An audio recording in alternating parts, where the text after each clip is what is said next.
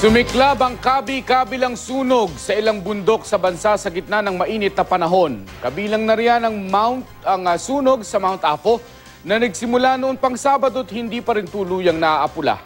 Makibalita tayo kay Sheila Vergara Rubio. Kuha ito sa pinakamataas na bundok sa Pilipinas, ang Mount Apo, na nasa gitna ng Davao City, Davao del Sur at Cotabato sa Mindanao. Sumiklab ang sunog sa kagubatan, pasado 1:30 ng hapon noong Sabado.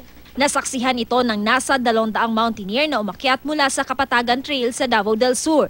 Isa sa kanila si Michael Montibon. Pag-abot ng skater, ang kalayo ko kaso, kita na boss skater.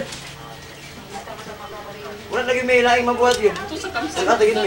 Ayon kay Joey Remesilia, tourism officer ng Kidapawan City, nagsimula ang sunog sa campsite sa tuktok ng bundok Apo. Tinatayang mahigit 100 hektarya raw ng gubat ang natupok. Umabot ang apoy sa mini forest pababa ng Lake Venado sa Cotabato. Pinababa na ang lahat ng mountaineer sa lugar. Napula na ang sunog sa bahagi ng makilala Cotabato, pero may ilan pang bahagi ng Mount Apo ang nasusunog hanggang ngayon. Ayon sa mga otoridad, hindi sa pagkakaingin nagsimula ang sunog. Patuloy raw nilang inaalam ang sanhi nito.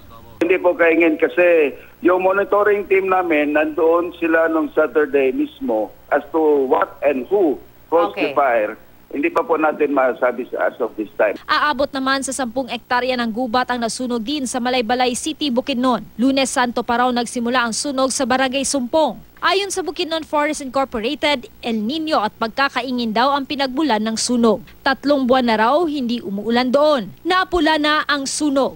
Nagkasunog din sa Mount Canlaon sa Negros Island. Kumalat sa damuhan sa Mananawin Trail malapit sa Eastern Saddle Campsite ang apoy na nagsimula noong Huwebes Santo ng gabi.